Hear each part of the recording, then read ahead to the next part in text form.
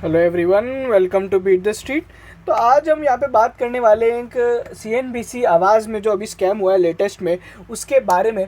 इस वीडियो में हम लोग जानेंगे कि वो स्कैम कैसे किया गया है, कैसे कौन कौन लोग इन्वॉल्व थे, अपने को स्कैम से क्या सीख मिलती है, एक रिटेल निवेशक को क्या करना चाहिए, कैसे इन तरह की चीज़ों से दूर रहे और कैसे अपना यहाँ पे पैसा बचा सके।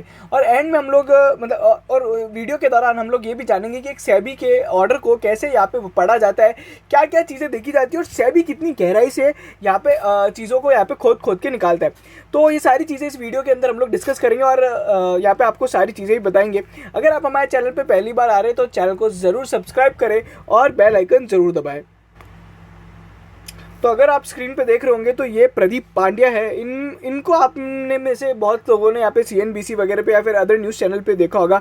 तो ये प्रदीप पांड्या है, इनने यहाँ पे अभी एक स्कैम किया है। बेसिकली ये बिल्कुल जो स्कैम है ये हेमंत घाई जैसा जो 2021 में, जनवरी 2021 में हुआ था, उसी समय यहाँ पे एक और स्कैम हो रहा था। वो प्रदीप पांड्या और अल्पेश पुरिया करके एक सीएनबीसी पे यहाँ पे एक मार्केट एक्सपर्ट है जिन्होंने मिलकर किया है। इस वीडियो में हम जान लेंगे कि वो कैसे किया जाता है और क्या हुआ है। तो बेसिकली यहाँ पे क्या शुरुआत हुई थी, जब एनएससी ने 2020 में, दिसंबर 2020 में अपनी एक रिपोर्ट पब्लिश करी थी, रिपोर्ट अपनी सेबी को फॉरवर्ड करी थी, जहाँ पे ये बताया गया था कि अल्पेश पुरिया जो भी यहाँ पे ट्रेड लेते थे, बेसिकली वो ऐसे ट्रेड होते थे जो यहाँ पे प्रदीप पांड्या अपने एक शो के अंदर पांड्या के फंडा में बताते थे। अब यहाँ पे क्या है कि ट्रेड लेने में कोई प्रॉब्लम नहीं है, बट वो ट्रेड एक दिन पहले ही ले लेते थे। मान लीजिए प्रदीप पांड्या ट्यूसडे को भारती एयरटेल का शेयर रिकमेंड करने वाले, और यहाँ पे अल्पेश पुरिया एक दिन पहले ही यहाँ पे अपना वो स्टॉक ले लेते थे। और जब लोगों को यहाँ पे सीएनबीसी पे बोला जाता था कि आप खरीदिए भारती एयरटेल को, उस टाइम यहाँ पे ये निकल जाते थे अल्पेश पुरिया। तो बेसिकली ये बिल्कुल वही का वही है, जहाँ पे हेमंत घाई यहाँ पे खुद पहले अपना स्टॉक लेते थे, फिर अगले दिन खुद बेचते थे और लोगों को बोलते थे तुम खरीदो। और ये जो पीरियड है जब ये स्कैम किया गया है, बिल्कुल उसी समय 1 नवंबर 2019 से लेकर जनवरी 2021 तक, ये उस दिन लास्ट तक स्कैम किया गया था जब हेमंत घाई पे बैन लगा था। तो कुल मिला के जैसे ही सेबी ने बैन लगाया हेमंत घाई पे, ये दोनों लोग भी शांत हो गए। बट यहाँ पे स्कैम में थोड़ी और भी चीज़ें, और सेबी क्या करता है, तो बेसिकली ये आपके सामने स्क्रीन पे सेबी का ऑर्डर है। अभी सेबी ने क्या क्या देखा है, बेसिकली यहाँ पे प्रदीप पांड्या जो कि एग्जीक्यूटिव एडिटर है, एंकर है वहाँ पे, प्रदीप पांड्या जो कि पांड्या का फंडा चलाते हैं, उनके काफ़ी ज़्यादा फॉलोवर्स वगैरह भी है, उनके ट्विटर लिंक्स वगैरह भी दिए हैं, 1,07,000 फॉलोवर्स है। ऐसे ही यहाँ पे अल्पेश पुरिया के बारे में बताया गया है, ठीक है, वो यहाँ पे मार्केट में एक्सपर्ट है और 13 साल से सीएनबीसी के साथ है। अब सेबी ने क्या देखा, बेसिकली इनके कॉल रिकॉर्ड्स वगैरह देखे, और दोनों लोग यहाँ पे ना सोशल मीडिया पे बहुत ज़्यादा टच में थे। प्रदीप पांड्या की जो भी यहाँ पे स्टॉक्स रिकमेंडेशंस होती थी टुमारो के लिए, वो लोग टुडे ही खरीद लेते थे, ठीक है। तो इस तरीके से ये काम हुआ जाता था। अब यहाँ पे क्या देखा गया, सेबी ने consistent and repeated pattern of buying shares on the previous day of buy recommendations made on the shows, ठीक है। तो इस तरीके से काम किया जाता था। और इंट्राडे ट्रेड्स के लिए क्या किया जाता था, मान लीजिए अगर कोई ट्रेड 12 बजे बताया जा रहा है तो 9 बजे या सुबह 7 बजे ही बता दिया जाता था, ठीक है। तो इस तरीके से गेम खेले जाते थे। अब सेबी यहाँ पे कुछ क्वेश्चंस यहाँ पे स्टैब्लिश करेगा कि यहाँ पे दोनों के बीच में कनेक्शन है क्या, और यहाँ पे रिपीटेड पैटर्न ऑफ बाइंग है क्या, सेबी के वायलेशंस हुए हैं क्या, और हुए हैं तो यहाँ पे पेनल्टी वगैरह कितनी लगाई जाएंगी और क्या एक्शंस लिए गए हैं। चलिए, तो यहाँ पे एक बेसिकली ये चार्ट है, ये चार्ट यहाँ पे कनेक्शन स्टेब्लिश करता है। देखो क्या किया इन लोग ने, यहाँ पे है ना 2 नंबर कबाड़े, 2 नंबर इनको मिले इनके कॉल रिकॉर्ड्स और सारे डेटा से। तो एक नंबर यहाँ पे प्रदीप पांड्या का है और एक अल्पेश पुरिया का। अब उन नंबर्स को बेसिकली यहाँ पे जो नंबर है, बेसिकली ये वाला अपना एक नंबर को यहाँ पे इन लोग ने क्या किया, अल्पेश पुरिया के डीमैट अकाउंट में से यहाँ पे पकड़ा है, ठीक है। अगर आप देखोगे तो बेसिकली यहाँ पे ये वाला जो डीमैट, ये वाला जो नंबर है 958 वाला, ये बेसिकली अल्पेश पुरिया का ही है, और ये इनके एक डीमैट अकाउंट के नंबर से मैच करता है। अब उस डीमैट के अंदर यहाँ पे सेबी ने इवन ये तक भी निकाल लिया कि कौन कौन से नंबर, 958 वाला नंबर कौन कौन से डीमैट अकाउंट में लिंक्ड है और कौन कौन से ईमेल आईडी सेम है। देखो यहाँ पे सेम ईमेल आईडी, सेम यहाँ पे फ़ोन नंबर है, ठीक है। उसी की तरीके से यहाँ पे इन लोग ने ऐसे किया। तो ऐसे उन लोग ने सारे डीमैट अकाउंट्स को पता लगा लिया कि यहाँ पे कौन कौन से लोग इसी ईमेल आईडी या फिर इसी यहाँ पे फ़ोन नंबर्स के थ्रू यहाँ पे काम कर रहे हैं, या फिर उनसे कनेक्टेड कौन कौन से। तो इस तरीके के 5-7 डीमैट अकाउंट इन लोग ने कबाड़े। अब और यहाँ पे इसी तरीके से अल्पेश पुरिया का यहाँ पे बेसिकली प्रदीप पांड्या के साथ यहाँ पे इनने बेसिकली यहाँ पे बिठाया है। अब यहाँ पे एक और चार्ट बताते हैं कि अल्पेश पुरिया अपने कौन कौन से लोगों के साथ काम करता था। बेसिकली यहाँ पे इन लोग ने क्या किया, बेसिकली यहाँ पे उनके डीमैट अकाउंट्स की भी यहाँ पे डिटेल्स है, कौन कौन से डीमैट अकाउंट से कैसे कैसे लिंक किया। मतलब अल्पेश पुरिया का एक नंबर मान लीजिए दूसरी जगह था, उस दूसरी जगह कोई ईमेल आईडी थी वो कोई और जगह भी यूज़ हो रही, तो basically connected demat accounts, mother सन house wife, common email ID, common phone numbers के थ्रू सेबी ने ये ऐसे कोई 5 से 7 यहाँ पे डीमैट अकाउंट्स निकाले। अब यहाँ पे सेबी क्या बोलता है, अब सेबी यहाँ पे एक एक डीमेट को पकड़ पकड़ के कैसे यहाँ पे बताता है। बेसिकली यहाँ पे ये बता रहा है कि यहाँ पे बीटीएसटी ट्रेड्स कितने लिए गए, 208, इंट्राडे ट्रेड कितने किए गए, 462, टोटल 670 ट्रेड्स किए गए थे। उसमें से 287 ऐसे ट्रेड थे जो यहाँ पे पांड्या के फंडे में बताए गए थे, यानी प्रदीप पांड्या ने रिकमेंड किए थे। टोटल नंबर ऑफ ट्रेड्स अगर ग्रॉस वैल्यू में देखें तो परसेंटेज टर्म्स में 63% यहाँ पे उनकी वैल्यू के टर्म्स में मैच करता है। और उसी के अलावा यहाँ पे अगर आप देखिए प्रोसीड्स, मतलब बेसिकली यहाँ पे कितनी यहाँ पे जो प्रोसीड्स थी वो पॉजिटिव थी, तो बेसिकली यहाँ पे वो 80% ट्रेड्स में उनको प्रॉफिट हुआ। इसी तरीके से यहाँ पे 76%, 90%, ठीक है। बेसिकली यहाँ पे वो सेबी क्या एस्टेब्लिश करना चाहता है, हर पैन कार्ड पे, हर डीमेट अकाउंट्स में ये पता पड़ रहा है कि बेसिकली 50 to 60% जो ट्रेड्स है, उससे भी ज़्यादा 80-90% जो ट्रेड्स है वो यहाँ पे सिमिलर है प्रदीप पांड्या के रिकमेंडेशन। तो इतना भी सेबी ने पता लगा लिया। एक एग्जाम्पल यहाँ पे पांड्या का फंडा का दिया गया एनआरबी बियरिंग्स का, जो यहाँ पे प्रदीप पांड्या ने यहाँ पे 20 अप्रैल को रिकमेंड किया था, अल्पेश फूरिया ने उसे 17 अप्रैल को खरीदा था, और आप देख सकते हो कितनी भारी क्वांटिटी यहाँ पे खरीदी गई है। अब यहाँ पे जब टारगेट प्राइस दी गई थी तो 87 का टारगेट प्राइस दिया था, बट यहाँ पे इनने जो जब खरीदा था तो 66 रुपीज़ में खरीदा था। और जिस दिन वो लोग रिकमेंड करते हैं उस दिन यहाँ पे भाव बढ़ता है, और यहाँ पे इसमें बेसिकली वो निकल गए बेच के। अब आप यहाँ पे पूछ रहे होंगे कि यार जब सीएनबीसी पे आता है तो यहाँ पे स्टॉक कैसे बढ़ता है और वो सब चीज़ें कैसे होती है। देखो यहाँ पे मैं आपको एंड ऑफ द वीडियो बताऊंगा कि इनने कौन कौन से स्टॉक्स में डील किया है, बट वो जितने भी स्टॉक्स हैं ना थोड़े छोटे हैं, मतलब ऐसे बड़े स्टॉक्स नहीं है। बड़े स्टॉक का मतलब हुआ HDFC, SBI या बड़े बड़े काउंटर्स नहीं है। अब क्या है, ये इनकी जो अगर अपन ट्रेडिंग वैल्यू देखेंगे तो टोटल ट्रेडेड वैल्यू यहाँ पे 10 लाख के आसपास है या 5 लाख के आसपास है, ठीक है। मोटा मोटी इस तरीके का काम है। अब मैं आपको एक चीज़ बताता हूँ कि आप मान लीजिए 10 लाख या इवन 1 करोड़ से भी आप यहाँ पे रिलायंस के इंडस्ट्रीज के शेयर को नहीं हिला सकते हो, ठीक है। बेसिकली यहाँ पे अगर आपको कोई यहाँ पे बड़ा गेम खेलना है तो छोटे स्टॉक से होता है। छोटे स्टॉक में क्या होता है, अब सीएनबीसी और जी बिजनेस इतने लोग देखते हैं, तो यहाँ पे क्या होता है, जैसे ही वो स्टॉक यहाँ पे हाईलाइट होता है तो उसकी एक तो वॉल्यूम गेन होता है और यहाँ पे प्राइस गेन भी होता है। क्यों? क्योंकि या तो वहाँ पे एक्सपर्ट रिकमेंड कर रहा होगा, या फिर सीएनबीसी कोई न्यूज़ बोलेगा कि ये सोर्सेज के थ्रू हमारी न्यूज़ है कि यहाँ पे ये इन्वेस्टर यहाँ पे स्टेक खरीद रहा है, या फिर सरकार डाइवेस्टमेंट कर रही है, या फिर इसकी प्राइस बढ़ गई है, या फिर इसमें सीईओ रिजाइन करने वाला है, फलाना ढिमका, ऐसी न्यूज़ वगैरह जो सोर्सेज के थ्रू आके यहाँ पे इसके अंदर मूवमेंट पैदा कर देते हैं। और इस तरीके के यहाँ पे सेबी ने एग्जाम्पल भी दिए कि जहाँ एकदम से यहाँ पे शेयर प्राइस के वॉल्यूम और प्राइस के अंदर एकदम से यहाँ पे राइज देखने को मिला है। तो इस तरीके के यहाँ पे बीटीएसटी ट्रेड्स और भी देते, जैसे सीसीएल प्रोडक्ट्स था, तो इस तरीके के यहाँ पे एग्जांपल भी यहाँ पे सेबी ने दिए हैं। और अगर किसी को यहाँ पे वॉल्यूम गेन जानना है तो बेसिकली नलको और डिश टीवी का एग्जांपल लिया है। नॉर्मली यहाँ पे अगर अपन देखें तो ट्रेडिंग वॉल्यूम 1,07,000 शेयर्स की ट्रेड हो रही थी, और जिस दिन यहाँ पे रिकमेंड किया उस दिन यहाँ पे 7,80,000 की हो रही है, ठीक है। तो इस तरीके से आपको पता पड़ रहा होगा कि बेसिकली किस तरीके से यहाँ पे ना वॉल्यूम इंक्रीज होता है, और यही फायदा यहाँ पे हेमंत घाई ने भी उठाया था। फिर यहाँ पे एक ओवरऑल यहाँ पे इन लोग ने एनालिसिस किया था कि कैसे यहाँ पे 2 दिन के अंदर जो प्राइस राइज है वो 21% का वेरिएशन है, और जबकि 10 दिन का वेरिएशन मोटा मोटी 2% का होता था। और वहीं पे वॉल्यूम कैसे होता करता था, तो यहाँ पे 22 लाख शेयर थे 2 दिन में ट्रेड हो जाते थे, ठीक है। तो इस तरीके से यहाँ पे ना गेम खेला जाता था। और मैं आपको बता दूँ, इस तरह के बहुत सारे केसेस देखे गए कि बहुत बार है ना कोई ब्लॉक डील होती है, तो ब्लॉक डील के दौरान यहाँ पे ना सीएनबीसी पे वो ब्लॉक डील हाईलाइट होती है कि भाई ये ब्लॉक डील हुई है। आप यहाँ पे वो उस ब्लॉक डील के कारण या फिर बल्क डील के कारण शेयर लोग बाग खरीदते हैं, और जिस दिन है ना किसी बड़े आदमी को बेचने होते हैं तो बहुत बार सीएनबीसी पे है ना उसकी बाय प्राइस का रिकमेंडेशन दिया जाता है। इस तरह का एक यहाँ पे स्टॉक था, आई थिंक ये शायद वाटर बेस करके कंपनी थी, उसके अंदर हुआ था। तो बेसिकली यहाँ पे एक बहुत बड़े कोई इन्वेस्टर थे, उन्होंने इस तरह का गेम खेला था। तो ये सब चीज़ें भी होती है, मतलब ये तो एक तरह का यहाँ पे स्कैम है जो किया जा रहा है, और इस तरह के बहुत सारे स्कैम है। अब यहाँ पे इवन है ना सेबी ने ये भी डाला है कि यहाँ पे अगर किसी को वीडियो रिकॉर्डिंग देखनी है, मतलब बेसिकली कोई पर्टिकुलर यहाँ पे स्टॉक रिकमेंडेशन की वीडियो रिकॉर्डिंग सीएनबीसी पे जो आई थी वो आप यहाँ पे इस बारकोड को स्कैन करके आप देख सकते हो। तो आप वीडियो पॉज करोगे तो शायद आपका ये बारकोड काम करेगा।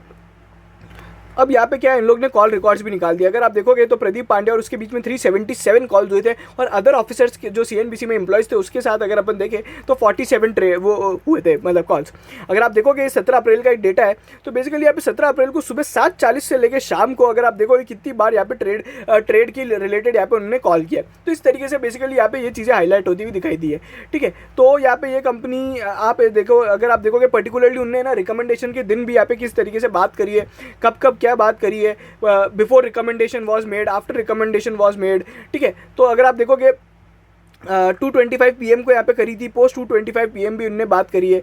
और इस तरीके से बेसिकली है ना कुल मिला के पूरा मामला जो उनका था ना एकदम प्री डिसाइडेड था।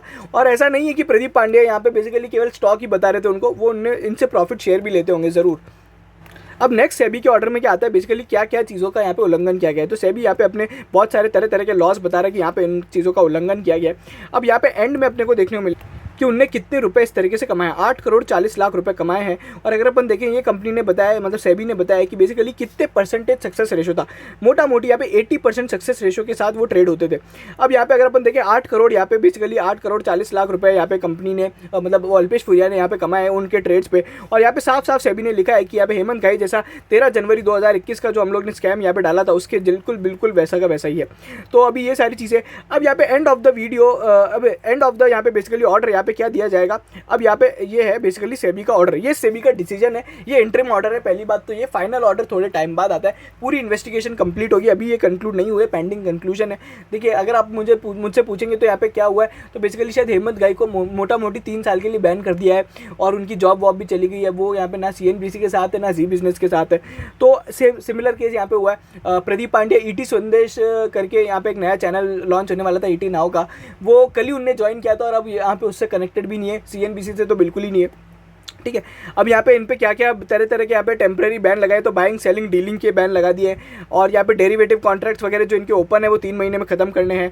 अपने बैंक अकाउंट वगैरह यहाँ पे फ्रोज कर दिए हैं। ये किसी भी तरह की investment advice, buy sell recommendation नहीं दे सकते। अपने सोशल मीडिया अकाउंट्स इनको यहाँ पे प्रिजर्व करके रखने हैं और कोई भी यहाँ पे पोस्ट डिलीट नहीं करना है। CNBC को भी यही बोला गया है, ये अपनी कोई एसेट को बेच नहीं सकते, किसी भी तरह की इमूवेबल प्रॉपर्टीज़ को बेच नहीं सकते, डीमैट में कोई चेंजेस नहीं होंगे। तो इस तरीके का बेसिकली सेबी का ऑर्डर है। अब ये बेसिकली क्या है, ये बिल्कुल ये है ना सेबी ने चट्टा बिट्टा डाला है, एक एक ट्रेड उठा के यहाँ पे इन लोग ने डाल दिया है। यहाँ पे ये डाला है यस नो का मतलब है रिकमेंडेशन दी गई या नहीं दी गई थी, क्लोजिंग प्राइस क्या थी ट्रेडिंग डे से पहले, ट्रेडिंग डे के दिन क्या थी, उस दिन कितना चेंज आया, वॉल्यूम कितना बढ़ा, ये सारी की सारी डिटेल इन लोग ने उठा के सेबी ने डाली है। कुल मिला के मैं आपको सेबी की खास बात इसलिए बता रहा हूँ, और बहुत से लोग यहाँ पे रिटेल इन्वेस्टर सेबी को गाली देते हैं जब भी उनको नुकसान होता है। तो मैं आपको एक चीज़ बताना चाहूँगा, ये जो स्कैम है ये भी 13 जनवरी 2021 को हुआ था, और जो पुराना वाला से हेमंत घाई का स्कैम था वो 13 जनवरी 21 को आउट हुआ था। उसके बाद से इनने कभी ट्रेड नहीं किया। अगर आप देखोगे लास्ट ट्रेड जो है वो 13 जनवरी 2021 का है। तो इस बात से आप ये समझिए कि बहुत से लोग बोलते हैं कि यार है ना ये स्कैम आए दिन होते हो रहे हैं, अभी तक चल रहे हैं, बट मैं आपको बताऊँ ये पुराने स्कैम है जो सेबी उठा के डाल रही है। ऐसे हो सकता है कि आने वाले समय में और भी इस तरह के एंकर्स यहाँ पे सामने आए जिनके इस तरह के यहाँ पे स्कैम हो। ठीक है, कहने का मतलब ये है कि सेबी भी यहाँ पे एक्टिवली मार्केट में पार्टिसिपेट करती है और एक्टिवली यहाँ पे है ना रिटेल इन्वेस्टर्स के बारे में सोचती है। ठीक है, इंडिया का जो रेगुलेटर है उस पर आपको बिलीव करना चाहिए, because it is one of the best regulator. India में जो डिस्क्लोजर नॉर्म्स है, तरह तरह के डिस्क्लोजर्स, तरह तरह की जो चीज़ें होती है, जैसे अगर आप देखोगे सरकार लगातार सेबी यहाँ पे है ना कभी FNO पे रेस्ट्रिक्शंस लगाती है, कभी यहाँ पे उन ट्रेडिंग लिमिट्स को बढ़ाती है, कभी इनको कम करती है, तो इस तरीके की चीज़ें करती रहती है। तो यहाँ पे सेबी बहुत ज़्यादा एक्टिव है और रिटेल निवेशक का यहाँ पे है ना हमेशा वो अच्छा ही सोचती है। देखिए मैं मानता हूँ बहुत बार सेबी ने कुछ केसेस में बहुत बार गलत भी किया है, नो डाउट, यहाँ पे बहुत सारी सेबी की खामियां भी है, बट यहाँ पे एक रिटेल इन्वेस्टर को अब यहाँ पे क्या करना चाहिए, उसको क्या सीख मिलती है, वो क्या करे। देखो अगर आपको न्यूज़ वगैरह की बात है तो मैं आपको बता दूं हमारा जो टेलीग्राम चैनल है बीट द स्ट्रीट करके आप यहाँ पे सर्च कर सकते हैं टेलीग्राम पे, और एक ऑटोमेटेड न्यूज़ मार्केट फीड है जहाँ पे सभी तरह की न्यूज़ ईटी नाउ से लेकर CNBC वगैरह तक केवल और केवल न्यूज़ यहाँ पे आपको वहाँ पे मिल जाएगी। और रिकमेंडेशंस वगैरह जो होंगी वो केवल हमारी होंगी, इसके अलावा और किसी की नहीं होगी। बड़े बड़े जो ब्रोकरेज हाउसेज है उनकी टारगेट प्राइस, उनकी ब्रोकरेज रिपोर्ट्स वगैरह मिलेंगी, बट किसी भी तरह के एक्सपर्ट की यहाँ पे रिकमेंडेशंस हम नहीं डालते, क्योंकि हमको ही पता है वो यहाँ पे इतनी सही नहीं होती। एक कंपनी में यहाँ पे अब यहाँ पे तो न्यूज़ की अगर बात होगी तो यहाँ पे बीट द स्ट्रीट आप ज्वाइन कर लीजिए। किसी भी तरह का प्रचारण नहीं है हमारे टेलीग्राम चैनल का, पर मैं आपको बता रहा हूँ कि केवल न्यूज़ अगर आपको जाननी तो आप बीट द स्ट्रीट ज्वाइन कर लीजिए। ठीक है, दूसरी चीज़, अब यहाँ पे एक रिटेल निवेशक को क्या करना चाहिए, देखो CNBC देखो और बिल्कुल देखना चाहिए, ईटी नाउ, जी बिजनेस सब देखने चाहिए, वहाँ से आप ज्ञान लीजिए। बट आप ऐसा मत सोचिए, आप उस चैनल को अगर आप इस तरीके से देखते कि भाई वो मेरे को ट्रेड बताएगा शॉर्ट टर्म के लिए आज या इंट्राडे या BTST बताएगा तो मैं उसमें गेम खेलूंगा, तो वो आपका कुछ भी नहीं होगा, उससे आप अपना ज्ञान भी खोएंगे। क्योंकि जब आप ट्रेड करते हैं तो कोई भी तरह का ज्ञान नहीं देखते, मार्केट में क्या हो रहा है, किस कंपनी में क्या हो रहा है, कौन सा मैनेजमेंट क्या बोल रहा है, वो सब आप भूल जाते हैं और केवल अपने एक इंट्राडे या फिर FNO के ट्रेड में लग जाते हैं।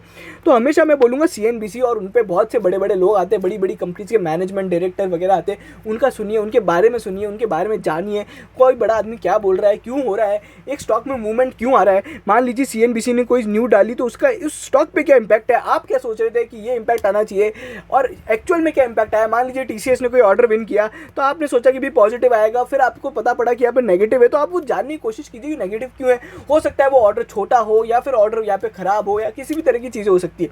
तो इस तरीके से कीजिए। अच्छा, कोई स्टॉक लेना है तो बिल्कुल सीएनबीसी आप जी बिजनेस देख के लीजिए, बट मैं हमेशा बोलता हूँ जब भी मैंने एक एक फंडामेंटल एनालिसिस या एनुअल रिपोर्ट एनालिसिस किया है, ब्लाइंड बाय कभी मत कीजिए। इवन राकेश झुनझुनवाला भी खुद बोलते हैं कि ब्लाइंड बाय मत करो, और मैंने मेरे जी एंटरटेनमेंट की वीडियो में एक ही बात बोली थी कि आप यहाँ पे है ना दूर रहिएगा इन कंपनी से। और जिस तरीके से अभी अगर आप देखोगे तो जी एंटरटेनमेंट में अभी बहुत सारी चीज़ें हो रही है, तो ब्लाइंड बाय कभी नहीं करनी चाहिए किसी भी एक बड़े इन्वेस्टर को देख के। देखिए, एक बड़ा इन्वेस्टर आता है तो बहुत बढ़िया बात है, एक ट्रेडिंग वॉल्यूम बढ़ता है तो ऑब्वियसली यहाँ पे बात है कि यहाँ पे कोई ब्रेकआउट वगैरह हो रहा है। बट एक चीज़ आप हमेशा सोचो, आपको कोई भी एक स्टॉक रिकमेंड करने, अगर आप कोई स्टॉक ले रहे हो तो उसका जो बेसिस होना चाहिए कि भाई आप क्यों ले रहे हो। मान लीजिए जी बिजनेस पे किसी ने बोला है तो आप उसको थोड़ा बहुत खुद भी पढ़िए, थोड़ा बहुत कहीं और भी देखिए, कोई और भी अगर बोल रहा है क्या। देखिए, हमेशा ऐसे भी ज़रूर कर सकते हैं कि मान लीजिए संजीव बासिन है, जैसे वो बहुत बड़े आदमी है संजीव बासिन, और मतलब उन पे इस तरह की तो चीज़ें नहीं है, ठीक है, एज ऑफ नाउ नहीं है। और एक अनिल सिंघवी है, मान लो अनिल सिंघवी और संजीव बासिन एक ही स्टॉक बोल रहे हैं, लेट्स से एचडीएफसी, ठीक है, तो आप उस पर खेलिए, ठीक है। और आपको ही पता है यार एचडीएफसी बढ़िया स्टॉक है। और मैं आपको हमेशा बोलूँगा, अगर आप बाजार में नए हैं तो बड़े बड़े स्टॉक्स में पैसा लगाइए। हमेशा मैं यहाँ पे रिकमेंड करता हूँ कि आपका लार्ज कैप में 60% पैसा होना चाहिए, जिसमें से भी 40% पैसा आपका ब्लू चिप में होना चाहिए, और मोटा मोटी 30 to 40% आप स्मॉल कैप मिड कैप में लगाइए। अगर कोई ये सोचता है कि यहाँ पे स्मॉल के छोटे शेयर में यहाँ पे पैसा ज़्यादा बनता है तो डीएचएफएल सबसे बढ़िया एग्जाम्पल है आपके सामने, जो कि जीरो हो गया। और अगर आप कोई ये सोचता है कि बड़े शेयर में पैसा कम बनता है तो डीमार्ट का सबसे बढ़िया एग्जाम्पल है, जो यहाँ पे अच्छा खासा पैसा बना के दिया है। डीमार्ट हो, इन्फोसिस हो, या फिर IRCTC हो, दीपक नाइट्राइट हो, इनने मोटा मोटी आज लगभग इस 2021 में भी 50% से ज़्यादा रिटर्न दिए हैं, ठीक है। और मैं तो आपको आज भी बोल रहा हूँ, आज भी आप इंडिया में पैसा लगाओ बड़ी कंपनीज में या फिर एक अच्छे खासे मल्टी बैगर्स में। देखिए, बहुत सारे लोग बोलते हैं कि अगला दीपक नाइट्राइट कौन सा होगा, हमको वो जानना है। मैं बोल रहा हूँ, आप करंट दीपक नाइट्राइट पे भी पैसा लगाओगे ना, और एक अच्छे समय के लिए होल्ड करोगे, पेशेंस के साथ होल्ड करोगे, तो आपका पैसा बनेगा। मैं इसलिए नहीं बोल रहा क्योंकि आज दीपक नाइट्राइट का शेयर भागा है, मैं आपको हर शेयर के लिए बोल रहा हूँ, जो कंसिस्टेंट कंपाउंडर्स है उन पे बैट करो, ठीक है। जो मल्टी बैगर्स हैं उन पे बैट करो, जो ऑलरेडी मल्टी बैगर बन चुके हैं। आज अगर CDSL 2x 3x 5x हुआ है, आप अभी खरीदो, क्योंकि वो उसका बिजनेस समझो ना। कोई अगर शेयर 3-4 या 5 गुना हो रहा है और बहुत सारे लोग बात कर रहे हैं कि CDSL अच्छा है या खराब है, कैम्स बुरा है या अच्छा है, तो कुछ ना कुछ बेसिस होगा। जिस पे ज़्यादा लोग बात कर रहे हैं उस स्टॉक को लो, जिसके बारे में ज़्यादा न्यूज़ आप मिल सकती है। रिलायंस आप जैसे ही गूगल पर सर्च करोगे बहुत सारी न्यूज़ मिलती है, ठीक है। वहीं पर अगर आप कोई छोटा स्टॉक ले लो तो उसके बारे में न्यूज़ नहीं मिलती, कब प्रमोटर घपला कर देगा, कब यहाँ पे कंपनी में रिजल्ट्स क्या हो जाएंगे, पता ही नहीं पड़ता। और जनरली क्या होता है, एक छोटी कंपनी में क्या होता है, एक क्वार्टर में अगर कंपनी के रिजल्ट जोरदार आ गए तो सर्किट पे सर्किट, और अगर खराब आ गए तो लोअर सर्किट पे लोअर सर्किट, ठीक है। एक क्वार्टर के बेसिस पे अपन अपनी लॉन्ग टर्म बेट खेल लेते हैं। और हमेशा मैं बोलता हूँ स्टैगर्ड बाइंग सेलिंग करो, एक दिन में एक भाव पे एक शेयर को ज़्यादा इकट्ठे नहीं करनी चाहिए, हमेशा स्टैगर्ड बाइंग करनी चाहिए। मान लीजिए आज दीपक नाइट्राइट है या रिलायंस इंडस्ट्रीज है, 2600 रुपये का भाव चल रहा है, ठीक है। आज अगर किसी को रिलायंस इंडस्ट्रीज मान लीजिए 100 शेयर लेने हैं, ठीक है, तो मैं आपको बोल रहा हूँ आप 10 लो, ठीक है। सुबह 9 बजे मान लीजिए 10 शेयर ले लिए, 9 सवा 9 ले लिए जब भी बाजार खुला, ठीक है। फिर 12 बजे तक आपने मूवमेंट देखा यार, ठीक है, तो 5 शेयर और ले लो, ठीक है, और फिर 5 शेयर और ले लो, ठीक है। मोटा मोटी आप 2600 रुपये में लिया, मान लीजिए कल को 2500 रुपये भी होता है तो आपके पास पैसे हैं एवरेज करने के। और मान लीजिए आप 2500 पे भी एवरेज करते हो और फिर और गिर जाता है, तो आप थोड़ा वेट कीजिए ना, कोई बात नहीं, स्टॉक को रिकवर होने दीजिए। और मान लीजिए 2600 पे लिया, कल यहाँ पे 2650 पे मिलता है तो और पे ऐड कर लीजिए। देखिए, स्टैगर्ड बाइंग और स्टैगर्ड सेलिंग करेंगे ना तो आपका हमेशा यहाँ पे एक बेसिकली यहाँ पे पैसा, यहाँ पे एक हेजिंग रहेगी। और दूसरा, देखिए, पैसा कम बनेगा बट एटलीस्ट यहाँ पे लॉस भी कम होगा। हाई रिस्क हाई रिटर्न, ठीक है, वो बात तो हमेशा यहाँ पे सेम रहेगी। रिस्क एंड रिवॉर्ड कभी ज़्यादातर केसेस में फेवरेबल नहीं होता है, ठीक है। वो बहुत से लोग बोलते हैं बट इतना ज़्यादा होता नहीं है। और मैं हमेशा एक बात बोलता हूँ, capital protection is much much much more important than capital appreciation. अगर पैसा ही नहीं होगा तो पैसा बढ़ेगा कैसे, इसलिए पैसा बचाने पे आप हमेशा फोकस करें, जो कि हर बार बोला जाता है कि return of capital is more important than return on capital, ठीक है। तो ये सारी चीज़ों को समझना चाहिए। स्टॉक मार्केट एक बहुत बढ़िया चीज़ है अगर आप लॉन्ग टाइम के लिए करते हैं। और मैं बोल रहा हूँ, आप म्यूचुअल फंड्स में पैसा लगाओगे ना तो आपका कहीं कहीं नहीं जाएगा। बहुत सारे म्यूचुअल फंड्स है, अगर आप देखोगे तो हम लोग ने हमारे प्रीमियम को मेंबर्स को एक म्यूचुअल फंड रिकमेंड किया था, जिसका मोटा मोटी जो रिटर्न है 200% का है एक साल में, मार्च 2020 से अभी तक। एंड इवन लास्ट 6 महीने का भी उसका रिटर्न 5% अ मंथ है, मतलब 5% महीने का अगर कोई रिटर्न दे रहा है तो 60% का उसका एनुअलाइज रिटर्न होता है। मैं ये मानता हूँ ये बुल मार्केट है, इसमें हर रिटर्न यहाँ पे ज़्यादा होगा। बट म्यूचुअल फंड्स में आप पैसा लगाओगे ना तो आपका पैसा भी सेफ रहेगा, वॉलेटिलिटी कम रहेगी, थोड़ा पेशेंस रखना पड़ेगा। आप ये सोचो कि भैया हमको एक दिन में 10% कमाना है, इंट्राडे कर लेंगे, वो कर लेंगे, तो भैया फिर आपके 10% अगर कोई चीज़ बढ़ सकती है तो 10% एक दिन में गिर भी सकती है। ठीक है, तो ये सारी चीज़ें थी, ये मेरे को बताना था। तो ये मेरी यहाँ पे एक बेसिकली सीख थी कि एक रिटेल निवेशक को कैसे करना चाहिए, और बढ़िया बढ़िया कंपनीज में पैसा लगाइए। ठीक है, और SREI और जेट एयरवेज, दो ऐसी कंपनीज़ हैं, आरकॉम, आर पावर। ठीक है, ये कुछ 4-5 कंपनीज़ हैं, इनसे अभी दूर रहने हैं। ये कंपनीज़ दिवालिया होने वाली, ज़ीरो होने वाली है। अगर प्लीज़ किसी को कोई भी डाउट है मार्केट से रिलेटेड या कोई भी चीज़ समझना चाहता है तो हम इवन ये भी करते हैं कि आप अगर आपको मान लीजिए कोई स्टॉक लग रहा है, आपको खरीदना चाहिए, ठीक है, आपको अगर किसी की एडवाइस चाहिए तो आप हमसे भी पूछ सकते हैं। हम एटलीस्ट आपको बाय सेल होल्ड तो ऐसे ही बता देंगे। That is available free of service to our subscribers. तो प्लीज़ प्लीज़ प्लीज़ चैनल को ज़रूर सब्सक्राइब करें, टेलीग्राम ज्वाइन करें, बढ़िया बढ़िया कंपनी में पैसा लगाइए, बड़ा बड़ा पैसा बनाइए, तो यहाँ पे मज़ा आएगा। लॉन्ग टर्म का आपको गेम खेलना है, अपने को यहाँ पे राहुल द्रविड़ बनना है, क्योंकि अपन अगर आज मार्केट में आए तो इतना अपने में कैपेसिटी होनी चाहिए कि अपन अगले 5 साल तक मार्केट में रहे, क्योंकि आपको ही पता है 5 साल में इंडिया की इकोनॉमी और इंडिया का मार्केट कहाँ होगा। चलिए, थैंक यू सो मच।